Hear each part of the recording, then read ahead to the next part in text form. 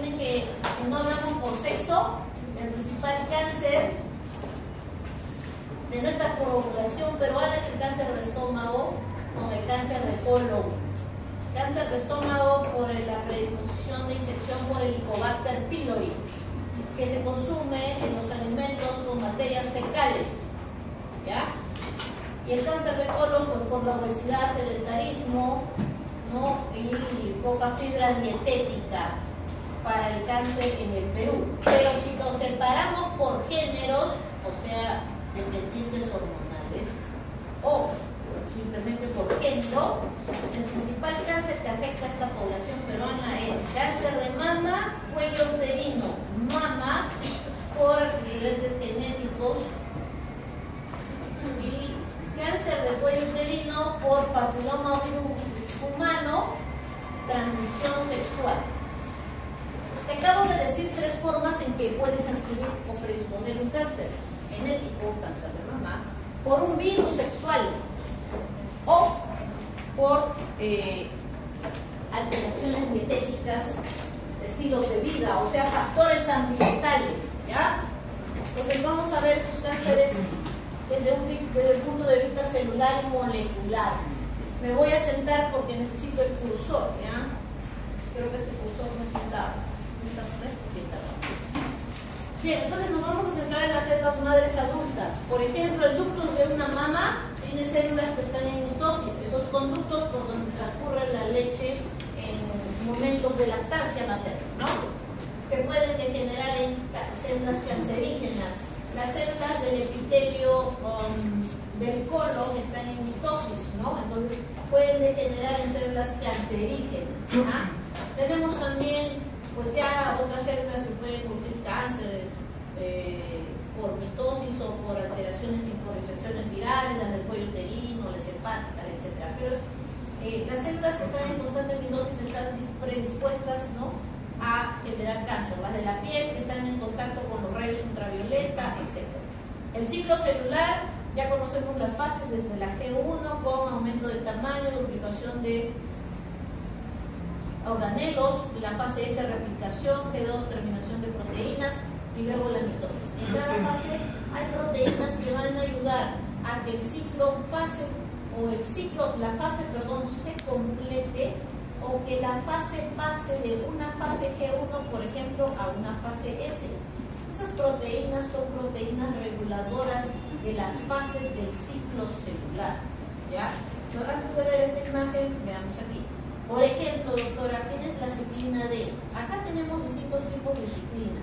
Veamos una, la ciclina D. Esta ciclina D es una proteína reguladora del ciclo celular. Se va a unir a unas sinasas asociadas a ciclinas. Por ejemplo, la CD se une con unas sinasas que les han puesto 4-6. La E se une a la 2, la A también se une a la 2, y así. Cada unión de complejo permitirá que pase una fase hacia otra. Por ejemplo, de la ciclina D que estamos viendo acá, está aquí en color rojo.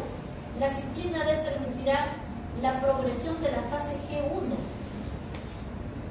Entonces, si todo va bien, va a seguir actuando este complejo ciclina-sinasa. Si es que hubiera algún fallo en esa progresión de esa fase, tiene que haber un stop para arreglar, por ejemplo, o detener ese proceso de avance hacia que tiene que llegar hasta la mitosis. Acá también vean la ciclina D, ¿no?, regula el paso de la progresión de GS a la replicación, ¿ya? Entonces, ¿pero qué pasaría si es que hubiera, pues, esa falla por la causa que fuera, daño linear, algún carcinógeno, lo que fuera? Entonces, en ese momento se va a activar 2 vías, las vías de la proteína P53, que lo genera un gen, que es el gen TP53, o la proteína de susceptibilidad al retinoblastoma, PRB. ¿Qué sucede allí? Entonces, por ejemplo, la P53, ella está inhibida por una proteína que se llama la MDM2. Pero cuando necesita ayudar al reparo de ese DNA, unas ubiquitinas lo van a separar, ¿no?, que la P14 va a ayudar a separarlo de esa inactivación que tiene, y la P53 va a poder activar otras vías a través de las proteínas P21. El P53 va a tener distintas vías de acción sobre esta célula. Puede suscitar vías de activación de apoptosis, vías de inhibición de avance de la fase y de transcripción del DNA. Pero esto es una forma en la que el P53 está inactivo, y esta ubiquitina va a eliminar a esta M2M hasta MDM2 para liberarla y que ella pueda hacer los efectos que vamos a ver en un momento. Por ejemplo, la M2M inhibe a la P53, ¿no? Entonces, si esta M2M está activa, la P53 no puede actuar, y si hay algún fallo, esta fase progresaría, ¿ya?, en una célula que tiene una alteración del ADN. Por lo tanto, las hijas tendrían el mismo defecto y la misma alteración.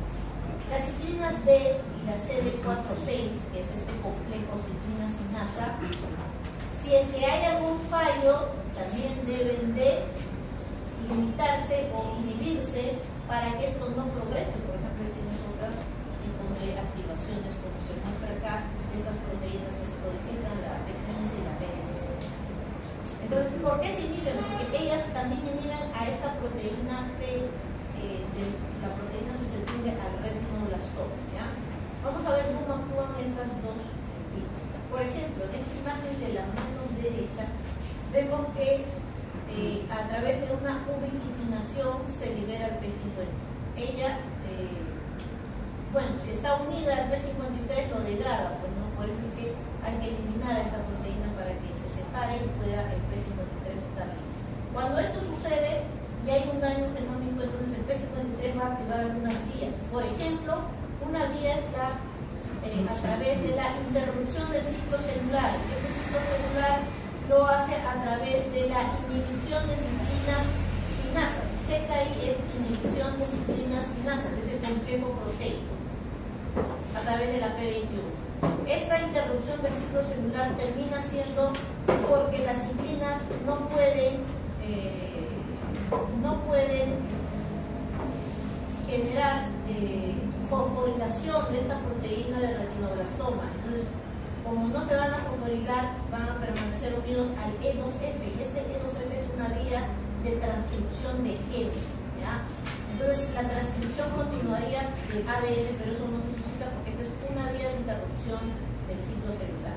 A la vez, este P53 lo que está haciendo es activar una vía de reparación de ADN a través de GADD45. Entonces, acá tienen una vía positiva para reparación de ADN a la vez que se interrumpe el ciclo, ¿no? Lo interrumpo para en ese momento generar reparación. Por ejemplo, si tengo una base de más, o si puse un nucleótido errado, etcétera, etcétera. Además, también otra vía por la que el P53 nos puede ayudar es a través de la activación de la vía del VAX. Esta vía del VAX, que es activada a través de la mitocondria, va a generar apoptosis. Si es que no lo puede reparar y fue imposible, tiene que generar apoptosis de esa célula. Entonces, acá tienen otro ejemplo, cómo es que estos complejos activados de ciclinas, ¿no? Por ejemplo, ciclina DE, que se unen a ciclinas sinasas, ¿no?, a sinasas. Entonces, estas de aquí lo que generan es que normalmente la proteína, esta proteína de retinoblastoma, cuando está unida a esta E2F no hay transcripción ni progresión de ciclo celular, pero cuando está fosforilada se separan, y él es una vía de señalización hacia la diferenciación celular. Entonces, ¿qué podemos concluir? Que cuando hay un daño del ADN, un error en la replicación del DNA o una lesión oxidante, radicales de oxígeno libres, por ejemplo, tiene que aumentar el P53. Este P53 va a elevar la concentración de ciclinas,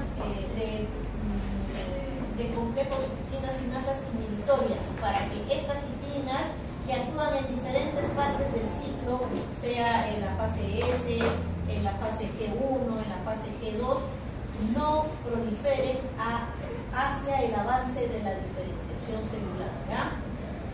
vías que más bien van a incitar a estas vías sin importar que hubiera un problema del ADN, por ejemplo, serían los protoncogenes, y eso genera pues, y si a eso le sumaras una mutación del P53, ¿qué pasa en los cánceres de colon, cánceres de altas mutaciones, donde aumentan los protoncogenes y disminuyen los genes supresores, perdón, los genes reparadores de ADN, suscitan pues a que esa célula se vuelva cancerígena, ¿ya?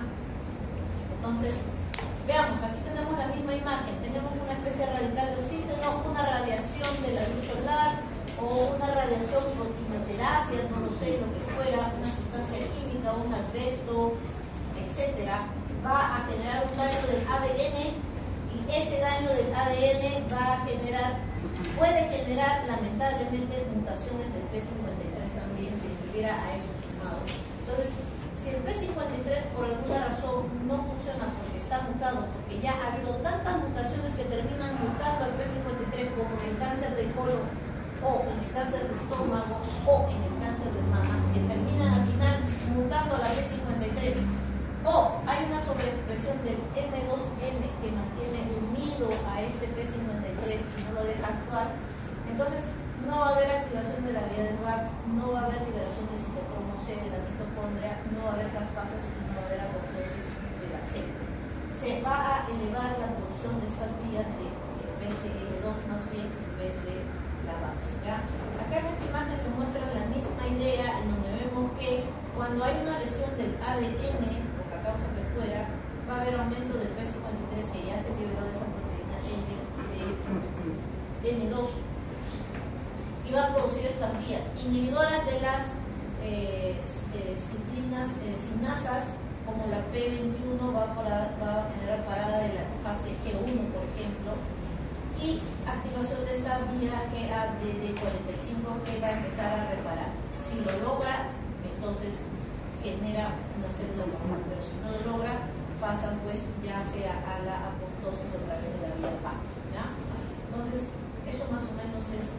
Entonces, ¿qué daños puede tener entonces el ADN? Nos podríamos preguntar. Los daños del ADN pueden ser escisión de bases de una sola cadena, más bien de las dos cadenas, o ruptura de dos cadenas de DNA, como por ejemplo en los cánceres de mama, que ya mencioné que son los principales cánceres en nuestro país. Otro, en cáncer de colon, base mal emparejada, por ejemplo, en el cáncer de colon, bases mal emparejadas. Entonces, estas vías alteradas de ADN tienen que tener vías de reparación. Por ejemplo, acá tienen un ejemplo de vía de reparación. Para reparar necesito genes. Por ejemplo, ya te enseñé que el TP53 tiene unas vías de reparación del ADN. No es el único gen que ayuda a reparar el ADN. Acá te estoy poniendo otro ejemplo. El MSH2 o el MSH6 pueden tener reparación, por ejemplo, si es que ha habido una base mal emparejada. Sabemos que las citosinas con la guanina y la adenina con la timina, que no está sucediendo aquí. Entonces, ese mal emparejamiento tiene que corregirse, y gracias a estos genes es que eso va a suceder. Puede también haber inserción o deleción. Igualmente, ellos van a generar esa reparación, ¿ya? En ese momento que se hace el stop, dependiendo de qué error ha habido, va a haber esa reparación, ¿ya? Para el cáncer de mama tiene que haber una reparación a través de una vía que se llama la vía de los cromosomas, no, la unión de cromosomas no homólogos, que vamos a ver más adelante, o otra vía de reparación, si fuera por mal emparejamiento, a través del gen MSH. Ahora, acá tienen un ejemplo de rogen de patología. ¿Cómo es que, por ejemplo, en este tipo de cáncer, porque el cáncer de colon tiene factores genéticos asociados, o sea, mutaciones genéticas en esas células del enterocito? La principal causa de cáncer de colon es la alteración del gen APC, que no lo vamos a ver ahorita porque la vía del gen APC es otra cosa. Pero hay otros cánceres de colon que se dan por la alteración de los genes MSH2, MSH6, como los que te mencioné acá. Eso genera mutaciones en las líneas terminales hereditarias, están asociados a cánceres hereditarios, o linfosis en cáncer, estas no reparaciones van a generar inestabilidad del ADN, por llama de microsatélite, de porciones del ADN, que van a acumular mutaciones ya de otros genes como el RAF, etcétera, y todo ello termina generando el carcinoma de colon, que está asociado, por ejemplo, a estos genes reparadores de ADN, por dar un ejemplo de lo que acabamos de conversar. No es la única forma de daño del ADN. El ADN se puede dañar por oxidación de bases, por radicales libres, etc. Con respecto a las neoplasias, las neoplasias pueden ser benignas o malignas. Cuando son benignas se denominan como el sufijo OMA, cuando son malignos, carcinomas, que si son de tejido mesenquimatoso, sarcomas. Ejemplo, por ejemplo, lipoma, liposarcoma, osteoma, osteosarcoma. Si hablamos de la piel, tenemos papiloma. Y si hablamos de cáncer, neoplasia maligna, cáncer. ¿Ya? El tumor simplemente hace referencia a una hinchazón de ese tejido. Por ejemplo, tumor, rubor, calor. Te doblaste el tobillo y te da tumor, rubor, calor. Es una hinchazón, una inflamación. Pero la palabra correcta en todo caso es la neoplasia, que puede ser benignas o malignas. ¿Ya? Las neoplasias benignas son pues bien diferenciadas, no son infiltrantes y se parecen pues mucho a su tejido de origen, porque son bien diferenciadas. En cambio, las malignas son poco o nada diferenciadas. Otra característica de las neoplasias benignas es que suelen ser de crecimiento progresivo, poco a poco, van crece y crece y crece hasta que van a dar síntomas cuando ya generan pues compresiones, efectos de masa, ¿no? Porque su crecimiento es lento, no hay síndrome consultivo, no bajan de peso, no hay un estado deteriorado del paciente, llegan lúcidos con buen semblante, entonces les da tiempo para que crezca. Benignos entre comillas porque aunque sean benignos pueden generar catástrofes en el cuerpo. El cráneo es una zona donde no acepta más volumen, entonces si tú le pones un tumor benigno como el meningioma puede generar compresión, deterioro neurológico, ¿no? Este paciente, por ejemplo, un meningioma a nivel cerebroso, compresión del bulbo raquídeo, dificultad para deglutir, paciente llega desnutrido, pero por un tema como complicación compresiva de un tumor benigno, por eso les digo que benigno, entre comillas. Los malignos, estos sí que tienen mucha anaplasia, mucha atipia en el núcleo, tienen alto grado de mitosis y gran capacidad invasiva dentro de ese tejido, ¿no? Dentro de ese tejido, y son de crecimiento rápido. Esto ha crecido en 10 años, por ejemplo. En cambio, un glioblastoma que es maligno crece en 2 meses. Entonces, es así de rápida la inflación y el crecimiento. ¿Ya? Crecimiento lento, entonces crecimiento rápido, las mitosis son múltiples, por eso hay un gran grado de ya complicaciones sistémicas en los cánceres, en las neoplasias malignas. Claro que hay caquexias y metástasis bastante frecuentes. ¿Ya? Otra clasificación pueden ser sólidos o hemáticos. Los sólidos no son de un tejido o un órgano específico y pueden desprender a la circulación parte de ese tejido. Por ejemplo, el colon puede, a través de la circulación venosa de drenaje, llegar hasta el hígado y en el hígado producir siembra metastásica. Un foco de metástasis del cáncer del colon es el hígado. Cánceres hemáticos no son sólidos, los cánceres, o sea, son células malignas como las leucemias mieloides, ¿no? Las leucemias mieloides crónicas, agudas, los linfomas, etc. Y por su localización pueden ser carcinomas in situ, o sea, estas células son de neoplasia maligna, tienen atipia, tienen mitosis, pero no han sobrepasado la lámina basal, por lo tanto no han tenido todavía contacto con los vasos y son altamente curables si es que se someten a tratamiento quirúrgico. Carcinoma in situ de mama, te curas. Carcinoma in situ de estómago, alta probabilidad de curación. Carcinoma in situ del cuello uterino, te hacen una zona de escisión de esa parte del cuello uterino, ¿no? Muy bien, entonces crecimiento en los cánceres es regulado para las células cancerosas no es regulado. Puede haber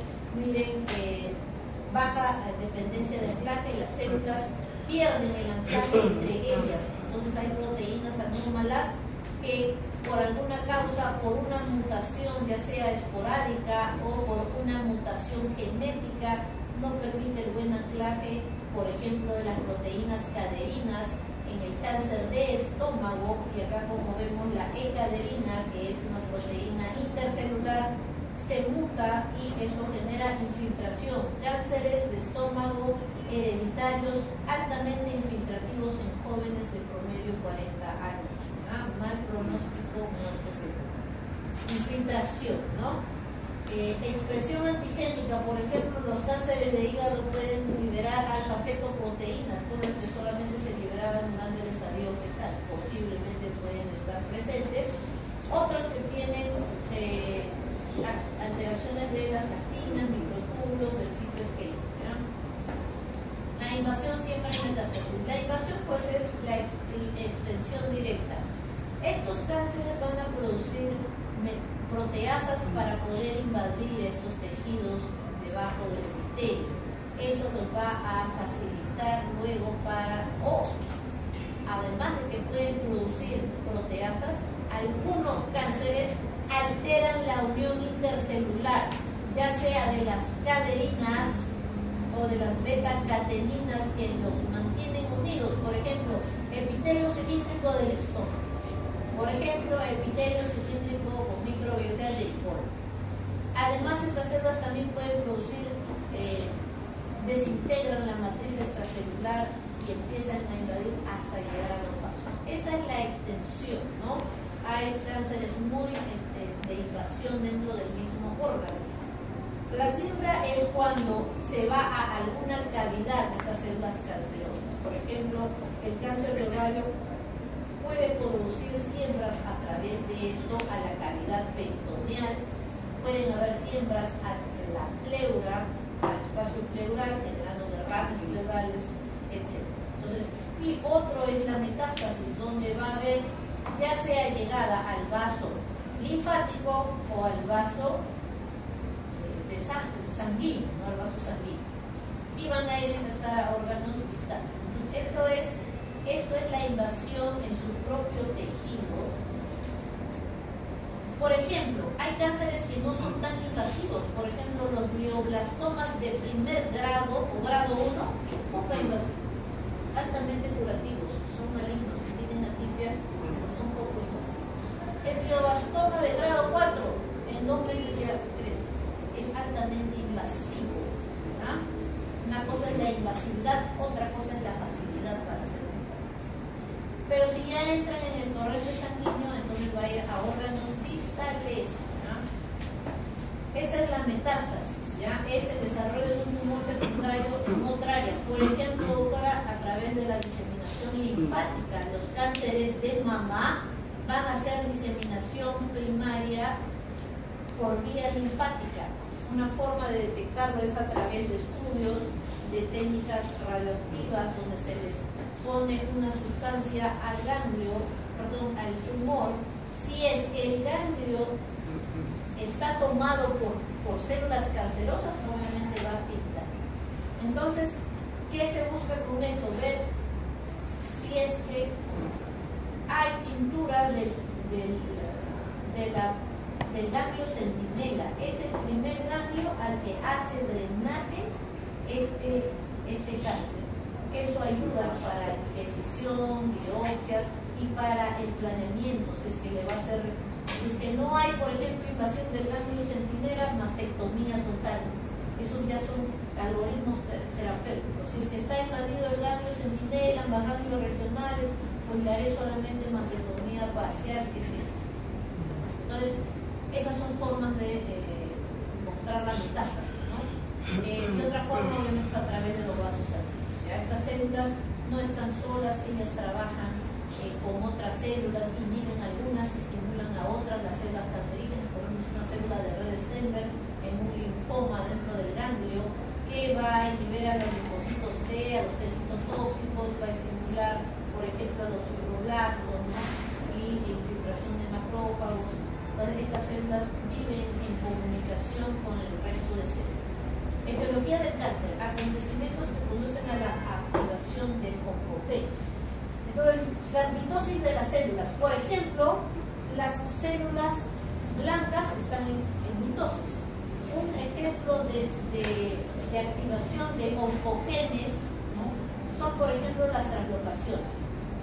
El cromosoma 8 tiene un gen que va a ir a translocarse al cromosoma 14 y este cromosoma 14 ahora produce este oncogen MYC, que es la translocación 8-14. Esto está presente en los pacientes con linfoma de Burkitt. ¿Cuál es el efecto de esta translocación 8-14? A través del protooncogen MYC codifica una proteína de señalización de crecimiento celular. Entonces significa que todas las células que van a derivar, estos leucocitos que van a derivar de este cromosoma, todas van a crecer, como en el caso de los linfomas de Burkitt. Leucemia mieloide crónica. Tenemos ahí el cromosoma Filadelfia en una translocación 9-22, donde en el cromosoma 22 vamos a tener el pasaje de este gen, que es el gen ABL, entonces se va a unir con el gen BCR y tenemos el gen BCR-ABL. Es un nuevo gen que sea de fusión en el cromosoma 22. Eso va a generar, o se va a llamar el cromosoma Filadelfia. También va a generar activación de oncogenes MYC, que al final tienen como función, de nuevo, generar la proliferación celular en esos glóbulos blancos o blastos que van a estar en el torrente sanguíneo. Amplificación de un gen. Mucha respuesta de un gen. El gen receptor. El gen receptor del factor de crecimiento epidérmico. Vean, acá en las células tenemos, por ejemplo, en el cáncer de mama, ¿no? Entonces tenemos una célula y entonces acá tenemos este receptor que al unirse, al ser activado, este receptor que tiene un dominio de tirosina quinasa, va a ir a unirse con otro factor de crecimiento epidérmico humano y van a activar, miren, estas vías de señalización intracelular que tienen como fin la proliferación celular, la supervivencia celular. Entonces se produce el tumor, ¿no? Estos son dianas de tratamiento, por ejemplo, en el cáncer de mama, el trastuzumab, para evitar la activación de este ER2. Otras formas. El gen TP53 está en el cromosoma 17 y codifica la proteína P53. Ya hemos visto que la P53 tiene acción sobre la inactivación de las fases del ciclo, inicia también la apoptosis y genera vías para la reparación del DNA. Muy bien. Inhibe la proliferación celular. Este gen también parece iniciar la apoptosis en células tumorales dañadas, porque ya hemos hablado, por radiación o la quimioterapia, que es una radiación, la quimioterapia, que son medicamentos quimioterápicos, ¿no?, que pueden generar daño de la ADN. Sus mutaciones se han relacionado con cáncer de pulmón, de mama y de colon. Otro cáncer importante de muerte que no es por estómago y de colon es el cáncer de pulmón. ¿Ya? El cáncer de pulmón. Muy bien, en la hipótesis de los dos golpes, esa es otra forma etiológica de cáncer. Por ejemplo, ¿qué ejemplo es? El retinoblastoma. El retinoblastoma puede ser hereditario o esporádico. Cuando es hereditario, hay en el locus un alelo que es sano y el otro está mutado. Pero tiene que haber un segundo golpe, tiene que haber una mutación del otro alelo sano para que se suscite una pérdida de esta heterocigosidad que era buena, y al tener los dos alelos enfermos, entonces va a haber una producción de este cáncer, el retinoblastoma. El esporádico necesita dos golpes, significa que tiene que haber dos mutaciones de mala suerte en ese gen y luego en el otro alelo, ¿ya? Entonces pueden ver que las bases genéticas, que las etiologías del cáncer pueden ir desde el extracelular hasta condiciones intranucleares, ¿ya? Por translocación que generan estos CMYC, que son proteínas nucleares de proliferación y supervivencia celular. celular, por ejemplo, cáncer de mama, por ejemplo, cáncer de colon. Otras activaciones, tirosina, quinasa, ya vimos, con receptores de factores de ERP, ¿no? El ERP2 para el cáncer de mama. Factores de crecimiento que estimulan a estos receptores también existen. Y así, desde las vías CARRAS, que también son vías que son proteínas no transmembrana, sino proteínas que se van a activar y van a generar vías hacia el núcleo para la supervivencia celular. Otra forma son los mecanismos epigenéticos, donde va a haber una metilación del DNA, y eso va a generar DNA con células tumorales. Ya, ejemplo acá, metilación covalentes con metilación de los áreas proteicas. Otra forma es tecnología del cáncer, vías celulares y moleculares. Vean, acá vamos a tener ejemplos de cómo es que se van a producir esos cánceres. Un cáncer se puede producir por defectos de reparación del DNA. Entonces, las células cuando hacen mitosis pueden tener alteraciones, ya vimos, mal emparejamiento, cambios de bases, rotura del DNA de una cadena, de dos cadenas, etc. Eso necesita ser reparado. Si los genes que reparan mi DNA no están activos, produciré algún tipo de cáncer. Por ejemplo, si yo tengo mutaciones del gen BCRA, el BRCA1, BRCA2, voy a tener predisposición a formar cánceres de mama y cánceres de ovario, porque este gen lo que ayuda es a la reparación de las roturas dobles de la hebra del ADN. Si yo tengo mutaciones del gen MSH2, MSH6, que son reparadores de los errores de emparejamiento, que es otra forma de daño de ADN, entonces voy a tener cáncer de colon. En este caso son cánceres asociados a componentes hereditarios familiares, ¿ya? Porque ya les dije que las mutaciones pueden ser esporádicas. Evasión de la apoptosis a través de proteínas RAS, mutación del TP53, por ejemplo, desactivación de caspasas, etc. Entonces acá, por ejemplo, tenemos una activación por factor de crecimiento, como mencioné en la diapositiva anterior, va a activar genes, ¿no? Proteínas, CARRAS. Estas CARRAS están inactivas y son proteínas que intracitoplasmáticas unidos a membrana van a generar activación de GTP, van a liberar un fósforo, se activan, van a pasar de GTP a GDP y eso va a generar vías, ya sea la vía RAP o la PI3K, y tienen como función al final transcribir otra vez proteínas MYC. Ya dijimos que las proteínas MYC tienen como función progresión del ciclo celular, ¿ya? Entonces, estas son vías celulares. Evasión de la senescencia, o sea, que la célula viva para siempre, nunca va a morir. Eso de ahí se da gracias a las telomerasas. Resulta que las telomerasas, que son núcleos repetidos en los bordes de ADN,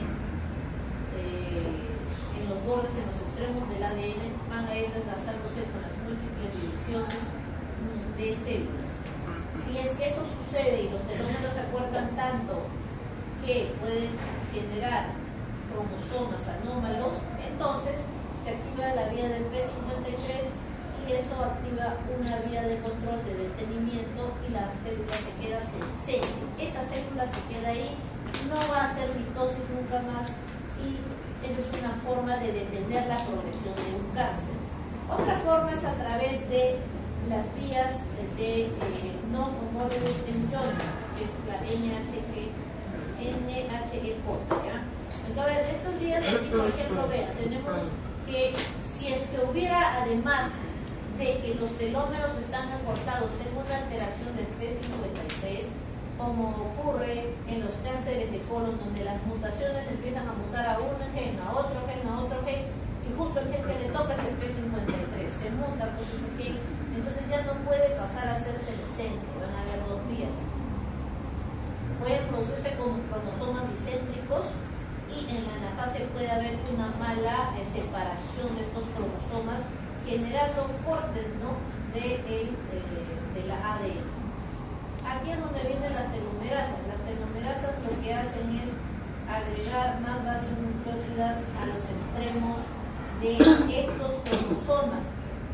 Cuando no tengo telomerasa no va a haber la agregación de estas bases nucleótidas y entonces esta es una célula que debe morir porque además que no tiene buenos extremos teloméricos hay un corte de estos cromosomas y deben ir hacia la muerte celular. Pero si yo tuviera por mutación, porque los cánceres generan eso, mutación de proteínas y de enzimas, ¿no? Como el cáncer de colon nuevamente, entonces las telomerasas están activándose y no hay nunca cuando esta célula genere una señal de muerte, porque las telomerasas siempre lo van a proteger al ADN, entonces se toma como una señal de que esta célula debe seguir viviendo y hay reactivación, ¿no?, continua de la telomerasa y estas células pasan a ser cancerígenas, ¿ya?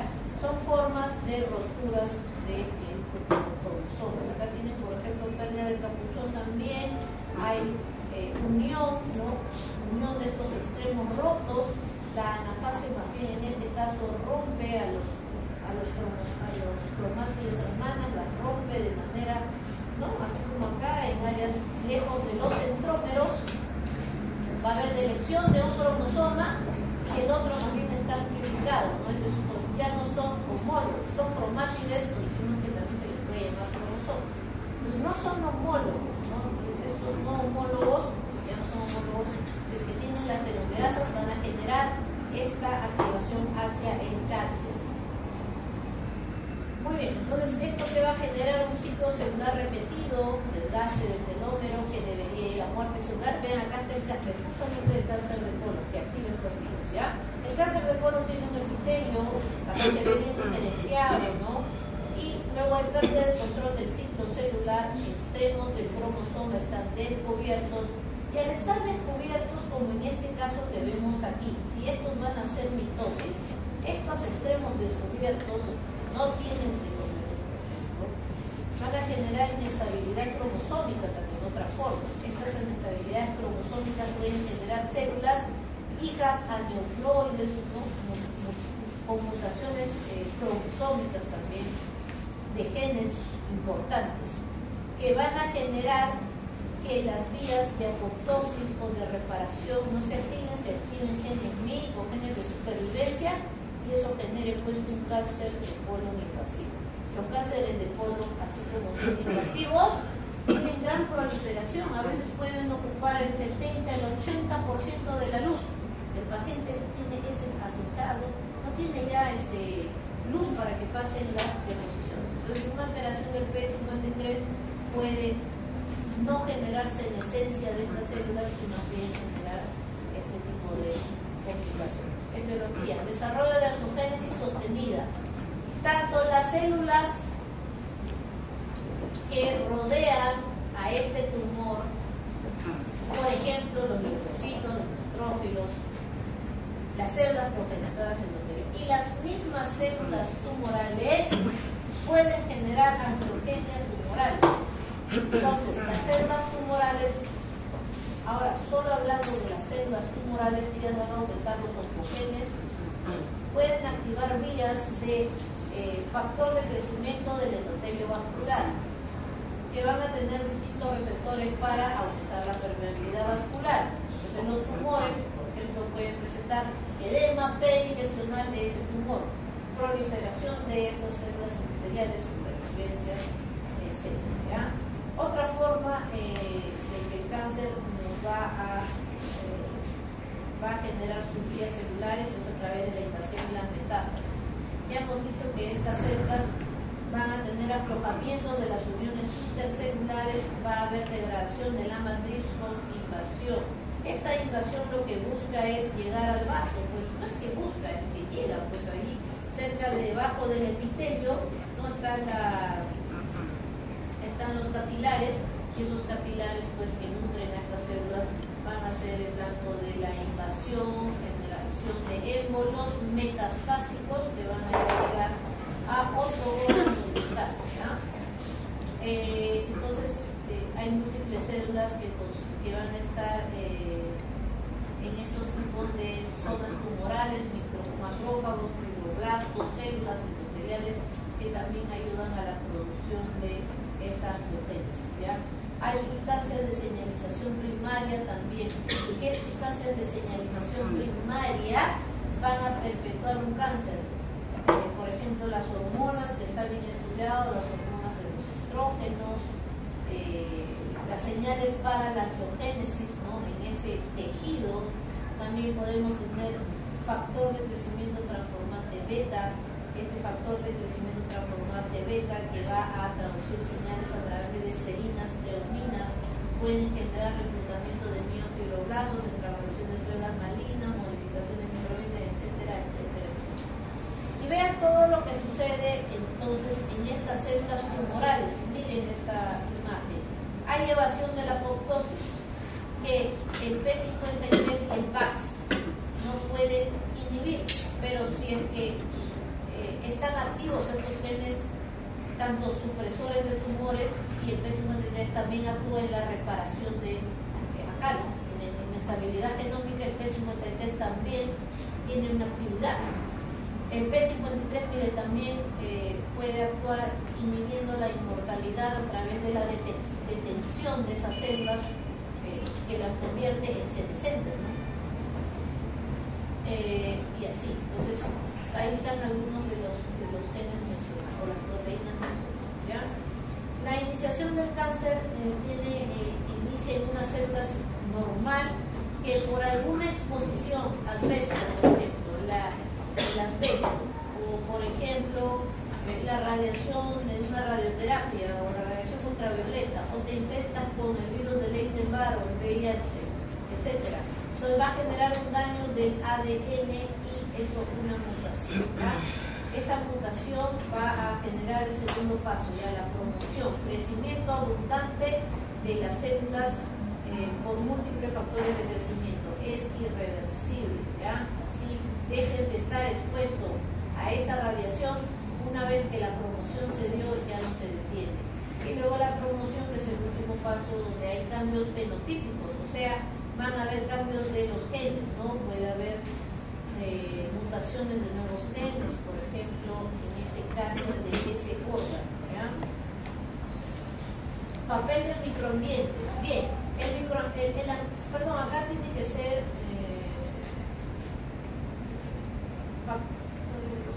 debe ser factores del hospedero y del medio ambiente, ¿ya? Pero no importa, la idea es la misma. En factores del hospedero, por ejemplo, tienen la herencia, las hormonas y los mecanismos inmunitarios. Por ejemplo, el hospedero es la persona, y la persona trae consigo un gen mutado, que puede ser el gen del BCRA1, BCRA2. Ya dije que estos genes están altamente relacionados con el cáncer de mama. Aquí les muestra el grouping de patología, la mutación del BCR, acá está también. Cáncer mamario, síndrome de cáncer mama y ovario. Hasta el 60% de los cánceres de ovario tienen mutación del BCR1 y hasta en el 20% de ovario el gen BCR2. Estos genes son reparadores del ADN, acá dice reparación del ADN, reparación del ADN. Y son hereditarios, significa que hay alta probabilidad de que si yo tengo mutados estos genes, en el 80% lo voy a heredar de mi mamá. Por eso Angelina Jolie se realizó una mastectomía radical, porque su mamá murió de cáncer BRCA1 positivo, que se sacó las mamas. Ella tiene prótesis normal, nada más. Entonces, son formas terapéuticas que si yo sé que mi mamá se murió de cáncer por esta genética, no, me previenen de poder desarrollar ese cáncer, ¿ya? Los retinoblastomas ya vimos que pueden ser por herencias. Si es que fuera un gen dominante, no recesivo como el que vimos, también pueden generar retinoblastomas hereditarios por hiposis adenomatosa familiar, por mutación del gen APC. El gen APC, ¿dónde está? El gen APC lidera una vía que es la vía del gen APC en las poliposis adenomatosas familiares. Hago un paréntesis. La principal causa de cáncer de colon es esporádico. El 65% de los pacientes con cáncer de colon es por mutación esporádica del gen APC. La otra porción es por MSH2, MH6, que son cánceres hereditarios no polipósicos, como el síndrome de Lynch, que es otro tipo de cáncer. Y hay otro tipo de cánceres familiares que son las poliposis adenomatosas. Estos sí son adenomatosos y son también por mutación del gen APC, pero ya tiene una herencia familiar. En cambio, las esporádicas, pues es esporádico, no te expones a mala dieta, obesidad, etcétera, ahumados, carnes rojas sin cantidad, etcétera. Entonces, las mutaciones pueden ser familiares o las mutaciones pueden ser adquiridas. Hormonas, las mujeres, cáncer de mama, ovario, no está claro el vínculo. Inmunitarios, los pacientes con inmunosupresión, VIH, usuarios de fármacos inmunosupresores, acidoprina, etcétera, o tratamientos para cáncer, y adultos mayores que de por sí están con inmunosupresión propia. Tumores de mama y ovario, BRCA1, BRCA2, por ejemplo, poliposis adenomatosa familiar, el gen APC, retinoblastoma, el gen RB, síndrome de Li-Fraumani, que tienen varios cánceres asociados, TP53, etc. Acá tenemos el gen APC, proteína de poliposis adenomatosa familiar. Esta proteína del APC, ¿cuál es su función? Inhibe la señalización del WNT. Esta señalización del WNT lo que hace es alterar a la beta-catenina.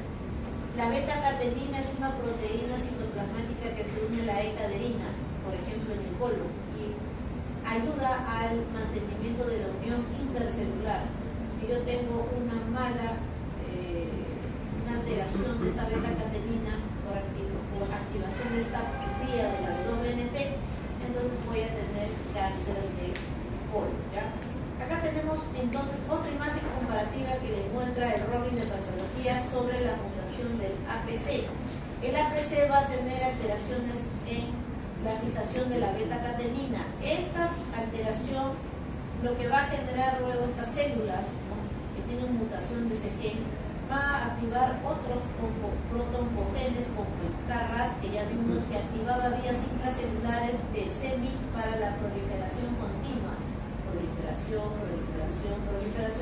y genera cáncer de colon. Y además, miren, termina mutando el TP53 y otras mutaciones, ya incluso hay telomerasas que van a perpetuar esas células que están alteradas, van a continuar viviendo y nunca van a morir, ¿ya? Entonces ahí están ejemplos.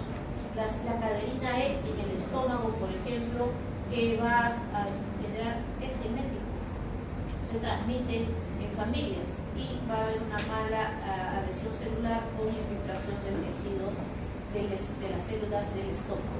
Los mecanismos inmunitarios: tener una mala respuesta de linfocitos T, tener una mala respuesta de linfocitos B, que segregan inmunoglobulinas como si son el complemento para la marcación de células que deben ser destruidas, también la alteración de las CPAs, etcétera, ¿no? Entonces, a veces también los linfocitos T citotóxicos van a producir tolerancia a estas células tumorales, o puede haber pérdida de los linfocitos Helper, etcétera, etcétera. Entonces vamos a ver aquí. Entonces, supone que el linfocito TCD8 tiene, si hubiera una inmunosupresión por la causa que fuera medicamentosa, por la edad, por radioterapia, por lo que fuera, y haya por una infestación del VIH que tiene predisposición por los linfocitos T, entonces va a haber una mala respuesta de destrucción tumoral por parte de estas células, ¿ya? Los carcinógenos químicos, dosis dependiente y duración. Si fumo más y más cantidad, tengo más predisposición al cáncer de bronquio, o si es que estoy más expuesta al asbesto durante mucha dosis y mucho tiempo, mesoteliomas, cáncer maligno de pleura es el mesotelioma.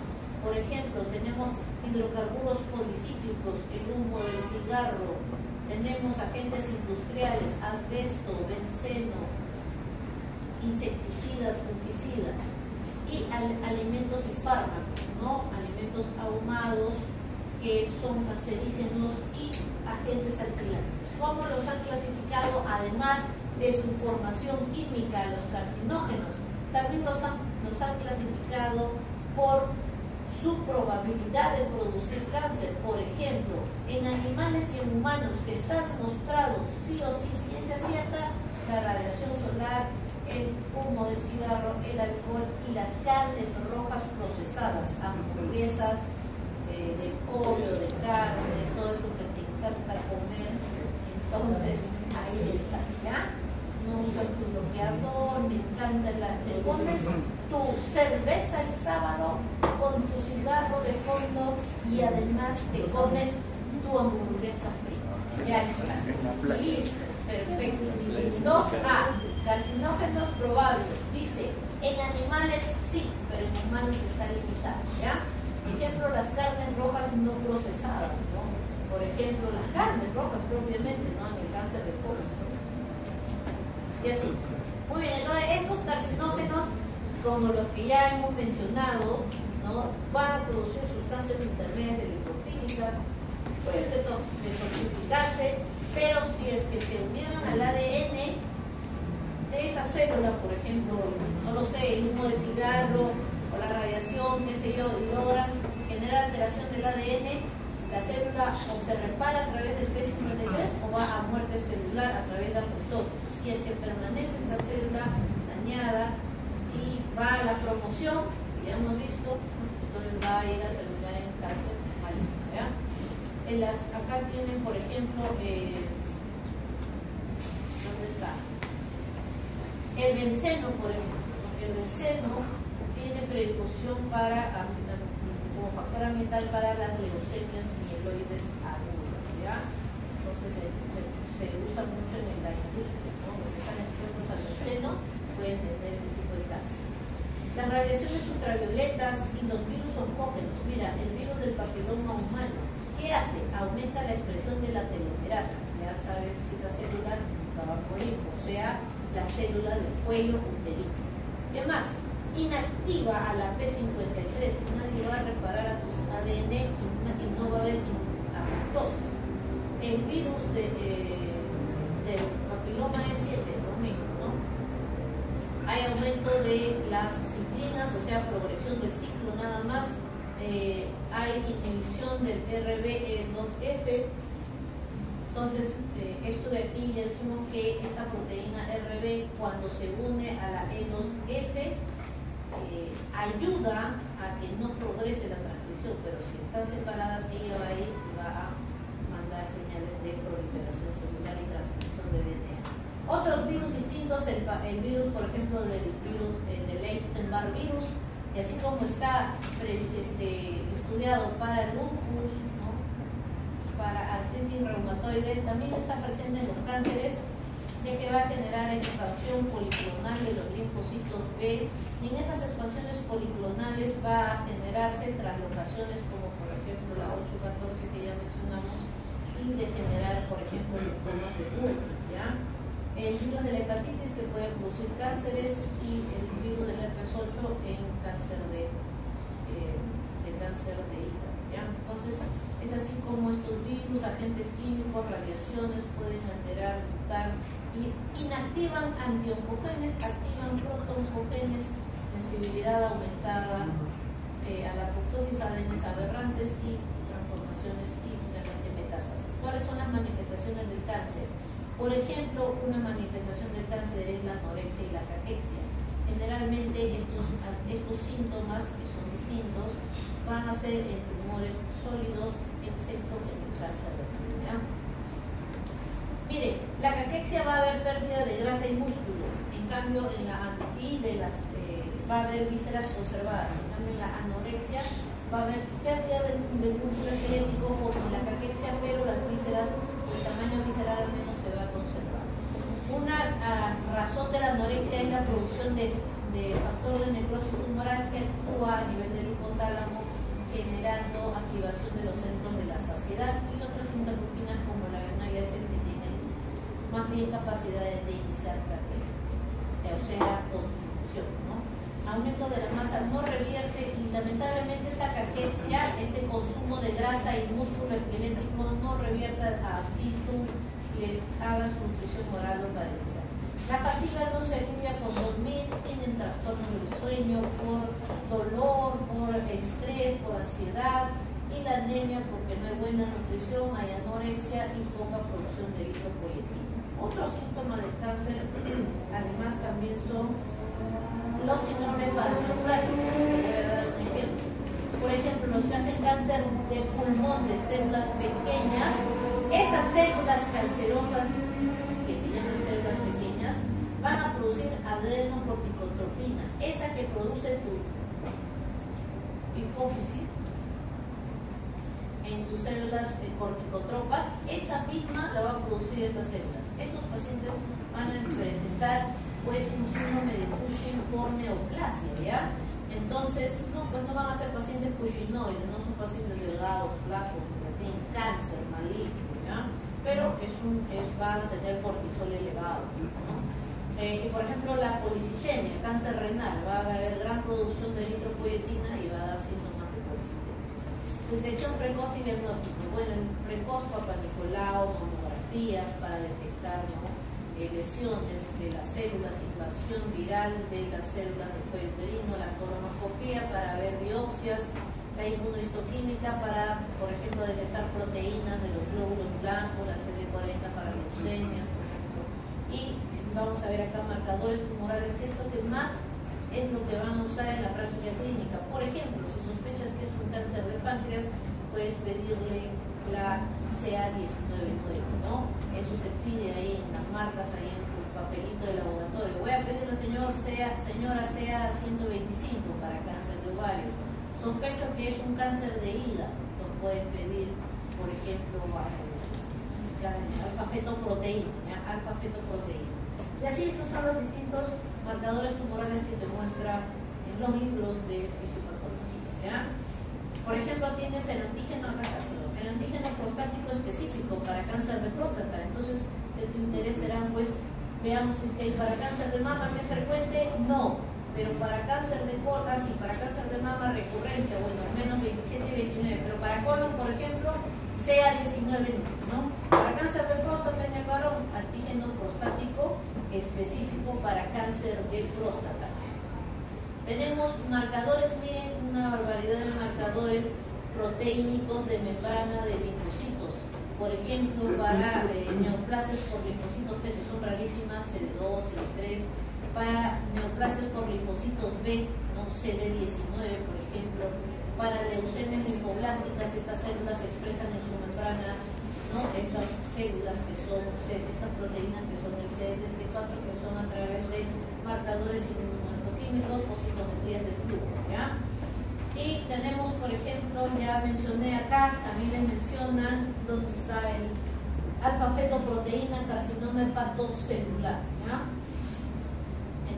Muy bien, inmunodeficiencia primaria. La principal causa de inmunodeficiencia primaria son las anomalías genéticas, o sea, tener genes mutados en el cromosoma de esos niños. Otros que van asociados a síndromes como Down o Turner, que son enfermedades congénitas que van a ir asociados, pues, a esas enfermedades. Otro es las inmunodeficiencias secundarias. ¿Qué es más frecuente en el mundo? La malnutrición y las terapias inmunosupresoras y el VIH, ¿ya? Y esto es lo más raro, las primarias. Las secundarias se desarrollan después de la malnutrición que hay en el mundo. Las de los países desarrollados, por ejemplo en Suiza, en Luxemburgo, en Suiza, ¿no? Allí te vas a la posta y ya te dan el mismo supuesto, ¿no? Pero ya los hospitales tienen su seguro, cubre, pues acá para que el seguro te dé un bono superior, que la reunión de todos los farmacéuticos con los jefes de servicio para ver si le dan una dosis, todo. El comité farmacológico, un año para que le den su inmunosupresor. Allá no tengan el padre Gómez Fernández de inmunosupresor. Entonces, ese es en los países desarrollados. Acá, en el Perú, será pues no esto, sino el VIH, ¿no? Por eso dice países desarrollados. Bueno, entonces estos son los principales. Se dividen en, dependiendo de la célula que está afectada. Si tu linfocito B es quien te va a tener la alteración, vas a tener problemas en la producción de inmunoglobulinas. Por ejemplo, las ligadas al cromosoma X como el síndrome de Bruton. Por ejemplo, si es que hay defectos de linfocitos T, el síndrome de Dior, estos niños no van a generar timo y hay una agenesia del timo, por lo tanto, si no hay timo, no hay maduración de linfocitos T, ¿ya? primaria, por ejemplo, y un ejemplo de deficiencia de linfocitos T secundaria del VIH, porque el VIH infesta a los linfocitos T, eso sería secundario. Entonces vamos a estudiar hoy el síndrome de George con inmunodeficiencia celular para linfocitos T. Vamos a estudiar a la hipogammaglobulinemia de Bruton, que es de linfocitos B, a la inmunodeficiencia variable común, que también es de linfocitos B, y a la alteración de la producción de inmunoglobulina M de manera aberrante. Son inmunodeficiencias primarias. Debes conocer las funciones de todas las inmunoglobulinas.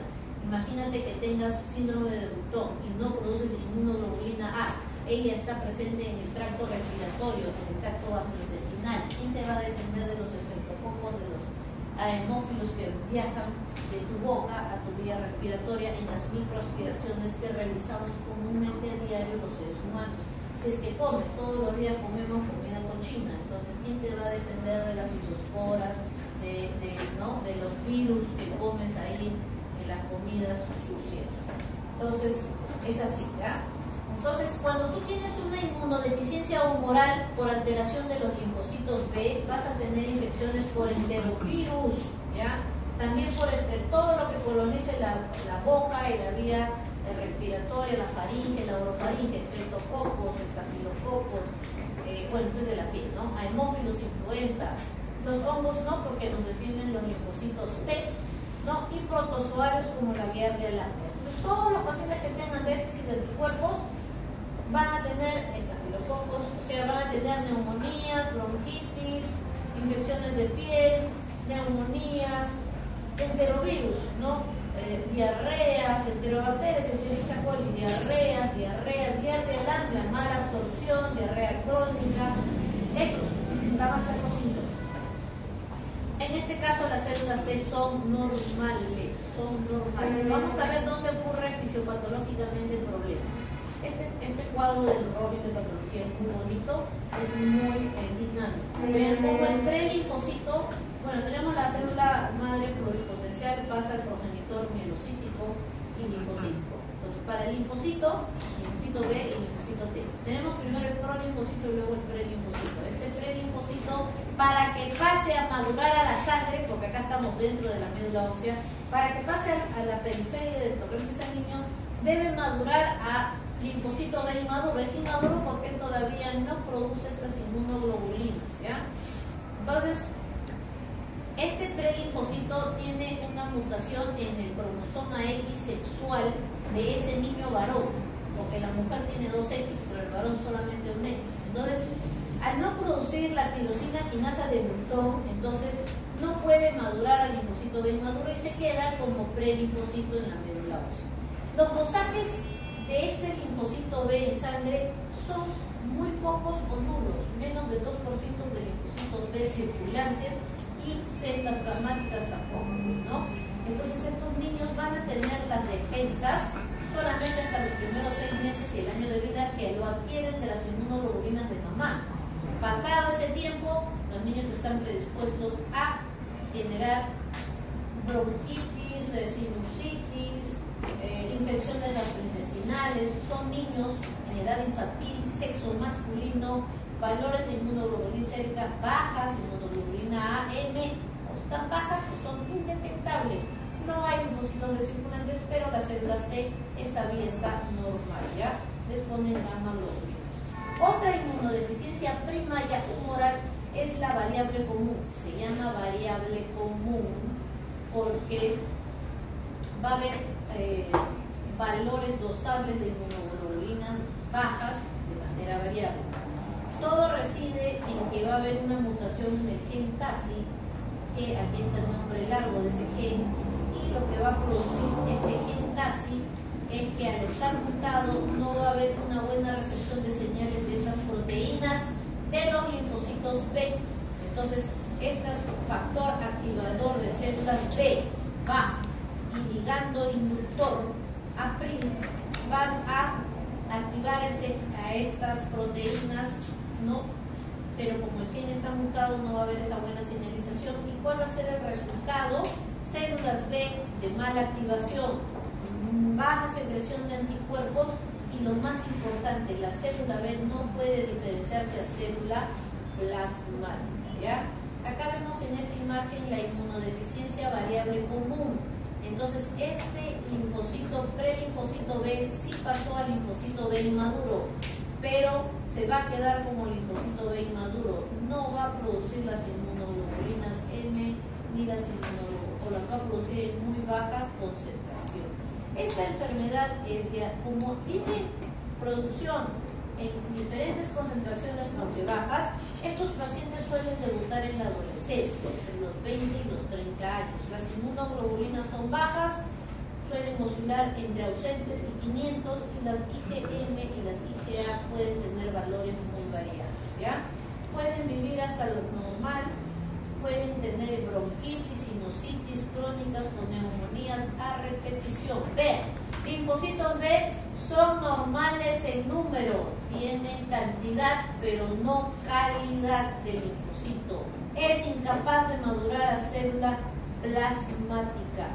Entonces, aquí hay que hacer una corrección en esta diapositiva. Acá pónganle B chica, B chica, B chica y B chica, ¿ya? La inmunodeficiencia variable común tiene variables. Pueden estar algunos en algún rango mínimo elevado o muy bajo. Pero los linfocitos B en conteo sanguíneo son normales, a diferencia de la gamma globulinemia del cromosoma sexual. En este puede ser cromosoma 3 o cromosoma 17 de estas proteínas. Entonces, este es sexual y este es somático, ¿no? Este es cromosoma somático. Acá, por ejemplo, en el glutón no hay linfocitos B y obviamente la respuesta de linfocitos es normal porque no hay una alteración de este estirpe linfoide, y el test cutáneo, que era el test que veíamos que era de la hipersensibilidad tipo 4, donde se forma esa bomba, está normal, puesto que los linfocitos T no tienen ninguna alteración. El hiper-IgM, en esta enfermedad de inmunodeficiencia hay una gran producción solo y únicamente de inmunoglobulina M. ¿Qué es lo que pasa aquí? Hay una alteración mutacional del cromosoma sexual X para el ligando CD40. Este ligando CD40 lo que va a producir en el linfocito es la estimulación de producción de inmunoglobulina G, A y E. Entonces, estos linfocitos que están en cantidades normales tienen dificultad para la producción de estas proteínas de inmunoglobulinas. Entonces, solamente se va a abocar a la alta producción en ese momento de inmunoglobulina M. Entonces, no puede responder a las infecciones intestinales, a las infecciones respiratorias, ni a las infecciones, ¿no?, de manera crónica. Entonces, hay una alta producción de hiper-IgM. Ese es otro síndrome de inmunodeficiencia primaria humoral. Ahora vamos a la celular, el síndrome de George. Hay una mutación de un cromosoma somático, el 22, del brazo largo. No hay quienes codifican la producción de los arcos del tercer y cuarto arco faríngeo. Este tercer y cuarto arco faríngeo tienen como función la producción de estructuras vasculares, pero también de órganos linfoides como el timo. Entonces, a nivel ventral, por ejemplo, el tercer arco produce el timo, ¿no? A nivel dorsal, por ejemplo, parte del palatino, de las amígdalas. Por eso es que va a haber alteraciones de estos pacientes del palatino, ¿ya? También tienen alteraciones morfológicas, fenotípicas de la presión de la base de las orejas, etcétera. Pueden tener alteraciones vasculares también en estos pacientes de los vasos de la aorta. Bien, entonces estos pacientes van a presentar características fenotípicas como ausencia total o parcial del timo, ¿no?, de las glándulas paratiroides con alteraciones pues hormonales de funciones de esta hormona, micrognatia, hipertelorismo, implantación baja de orejas, tetania, y pueden tener malformaciones de los grandes vasos, el vaso mental, tienen alteración de como paladar hendido, por ejemplo, y obviamente déficit celular. Estos pacientes han tenido el problema aquí. Entonces, el timo que tiene que pasar de prolinfocito T a linfocito T inmaduro lo va a hacer. Tiene su receptor de linfocito T aquí en su membrana, que él luego le va a ayudar pues a unirse con el linfocito B para la presentación de antígenos. Pero Este linfocito T en el síndrome de Dios no puede avanzar ni a T maduro CD4 ni a CD8, así que no tenemos conteo de linfocitos. Es como si tuviera un VIH, no hay linfocitos T. ¿Ya? ¿Por qué se van a infestar estos pacientes? Por virus ADNs, por brotes repetidos de virus. No sé, el mismo virus que ya me infectó se vuelve otra vez a infectar, ¿no? Si tiene, no sé, un virus o lo que fuera, vuelve otra vez a darle una mononucleosis otra vez y otra vez y otra vez. Hongos, ¿no? Los hongos como las cándidas, mugre oral, como se ven en los VIH, mugre oral. Entonces, estos son los principales microorganismos que lo van a infectar. Hongos, levaduras, neumocistis, varicelas, virus ADN. La combinada grave, ya te imaginarás, dice grave, porque no va a haber producción ni de inmunoglobulinas ni de linfocitos T. Dice que las más frecuentes son las ligadas al sexo. Hay mutaciones en el gen de la cadena gamma común del receptor de interleucina 7 del cromosoma X. Hay linfocitos T ausentes o muy bajos y linfocitos B normales o bajos con tipo gamma globulinemia intensa. Entonces, la inmunodeficiencia combinada grave ligada al cromosoma X por la cadena gamma, como también te lo menciona acá en el libro del Robin. No va a haber linfocitos T, ¿no? Estos linfocitos T nunca van a activar a linfocitos B, no va a haber producción de inmunoglobulinas. Infectan de todo, mira, le da estafilococo, sinusitis, neumonía, bronquitis, le puede dar le puede dar acá los virus capsulados los comen los macrófagos, pues, ¿no? Los capsulados.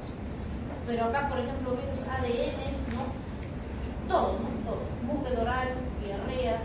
Son niños que tienen aparición temprana de infecciones muy graves, meningitis, neumonía, ¿no? Retraso de desarrollo. ¿Por qué? Porque tienen constantes diarreas, mala absorción por esas infecciones, candidiasis oral, fallecimientos tempranos, ¿no? Por diarreas, neumonías, quizás nunca se enteraron que tenían. Es que el papá no lo hace ver, ¿no? No es normal que un niño le dé neumonía 3 veces al año. Hay un cuadro de sospecha diagnóstica de inmunodeficiencias primarias. Y en esos cuadros que existen te dicen cuántas veces como máximo deberías de tener de neumonías en un niño, o cuántas otitis al año, o cuántas. Si tú ves que un niño va a tu consulta 3 veces por otitis, 3 veces por sinusitis, en menos de 6 meses, por ejemplo, eso no es normal. No tienes que darle a cada rato otitis, sinusitis, neumonías. Debe tener algo ese niño que tendrá VIH, es lo más frecuente, ¿no? O vas a pensar primero en inmunodeficiencia, ¿no es cierto? Entonces, si descartas VIH, ya lo mandas pues al hospital, ¿no? Porque debe tener una inmunodeficiencia, no es normal. No es normal, pero para eso usted lo debe de sospechar. Ahí está un cuadro, vea, síndrome de Dios. No va a haber linfocitos T, están bajos. No hay. Estos linfocitos T que están bajos no activan los linfocitos B, no hay producción de inmunoglobulinas, aunque los linfocitos B están ahí esperando ser activados, ¿ya? Por ejemplo, la inmunodeficiencia combinada grave, todo está bajo. Todo está bajo. En la gamma globulinemia, todas las inmunoglobulinas bajas, el linfocito B también no ha madurado en sangre, pero linfocitos T normales.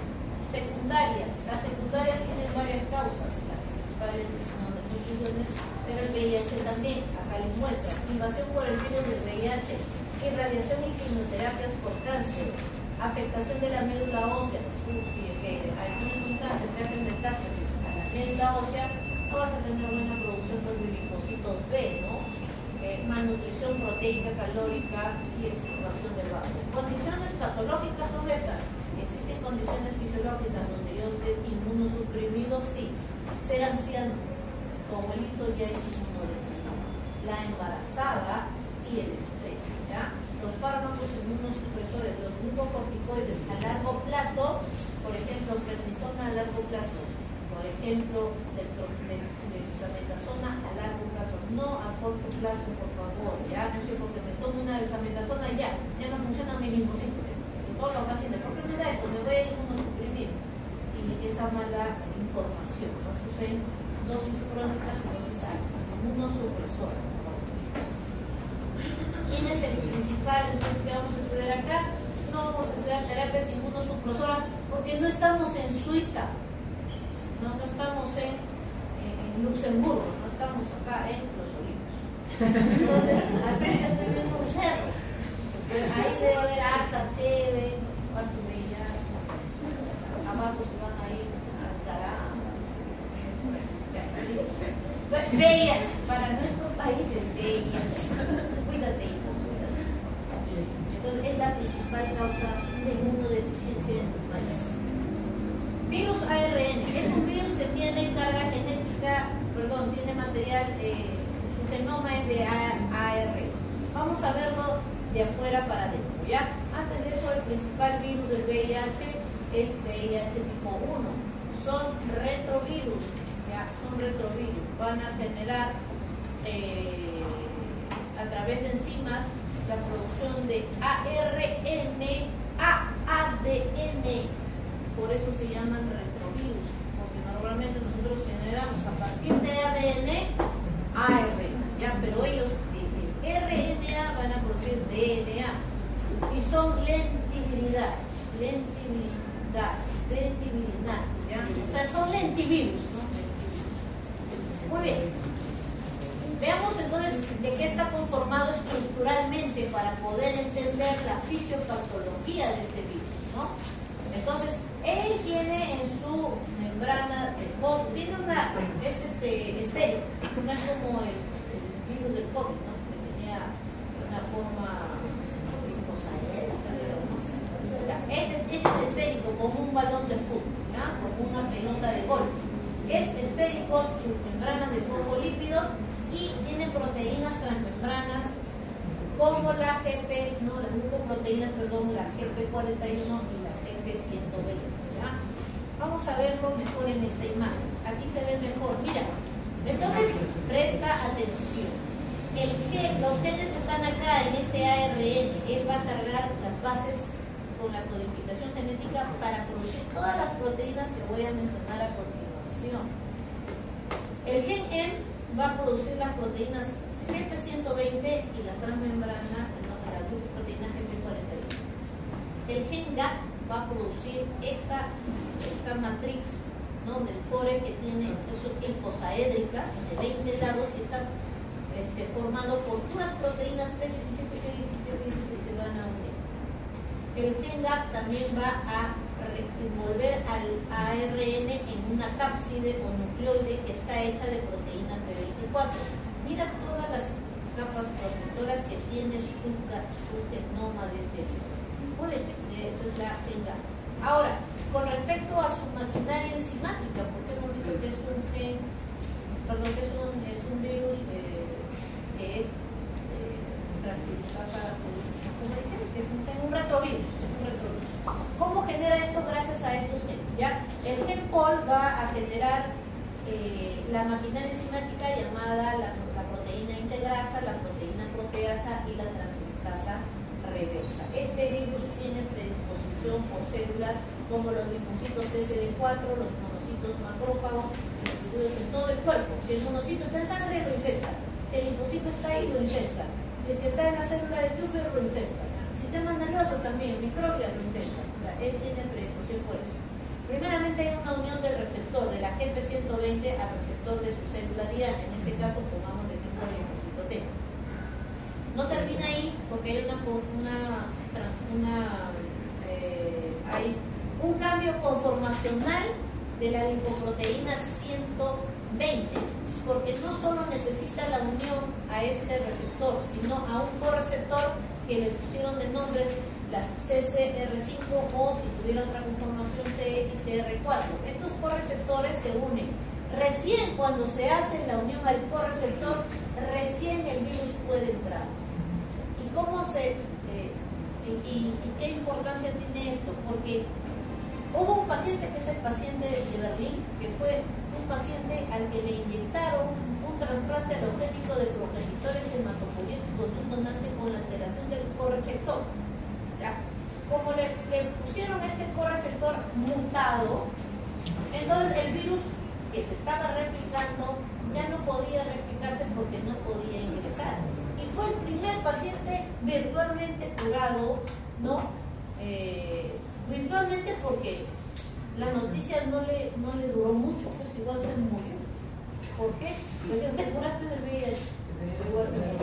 Porque le dio cáncer, ¿no? Le dio cáncer, creo que le dio linfoma o leucemia, uno le dio cáncer, ¿no? Por eso virtualmente curado este paciente, ¿ya? Entonces aquí tienes una imagen del rolling de patología, vean cómo la CP41, pero la 120 es la que une primero al receptor, luego al correceptor, se imagina, libera su material genético que es ARN, luego la transcriptasa reversa del gen POL lo va a convertir en ADN, luego la otra enzima que es la integrasa va a integrar, no va a cortar los extremos del ADN y lo va a integrar a su genoma de esta célula, y luego va a haber transcripción del ARN otra vez de ese virus, y luego esto va a salir y a través de las proteasas, bueno, obviamente va a haber transcripción de quién, de la proteína P120, de la proteína, ¿no?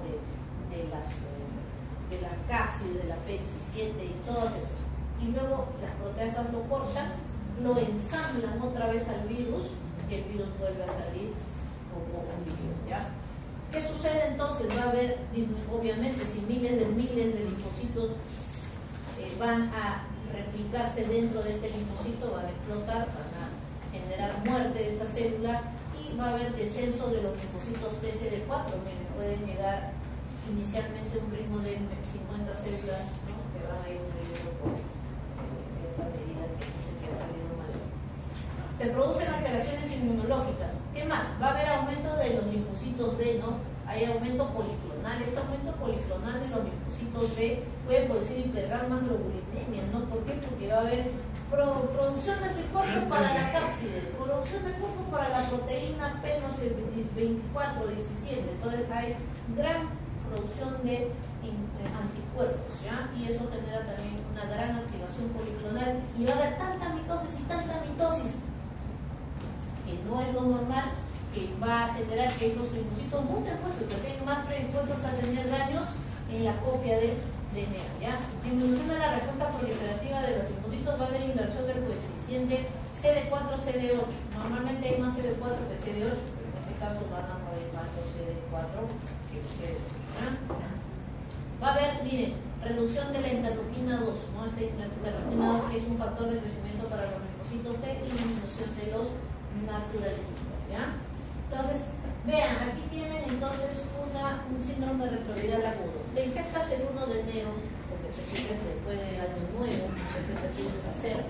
Entonces, el 1 de enero ya estás infectado, día 1, ¿no? Puede ser que la semana 3, semana 21, no sé, del mes de enero, te salen ganglios, te asustan, te salen ganglios, te da fiebre, te sientes mal. Eso de ahí es el síndrome retroviral agudo. ¿Qué significa? Normalmente tenemos un promedio de 1000 linfocitos T en el torrente sanguíneo y caen, miren, pueden caer hasta 500 linfocitos por milímetro cúbico, y hay una gran replicación viral. Es que no conoces al virus, recién vas a empezar a producir inmunoglobulinas de marcaje, los citotóxicos, ¿no? Entonces, este vencimiento momentáneo en un primer tiempo es el síndrome retroviral agudo, síndrome agudo por VIH, y va a haber linfadenopatías, debutan con fiebre, malestar general, etc.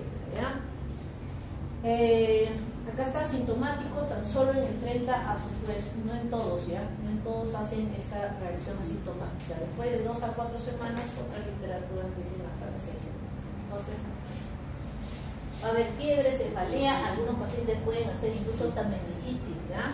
Puede ser como un síndrome mononucleósico también, con fiebre y ganglios cervicales y retroarticulares, meningitis asépticas virales. Luego de ese tiempo, tu sistema inmunológico va a mejorar, los linfocitos te van a volver a elevarse y la carga viral va a bajar. Durante toda esta secuencia de años, va a empezar a haber descenso poco a poco, cada año, del conteo de linfocitos TCD4, 700, 600, 500, 300, ¿ya? Entonces, cuando hay un descenso de estos linfocitos y hay más carga viral, en este momento, ¿no?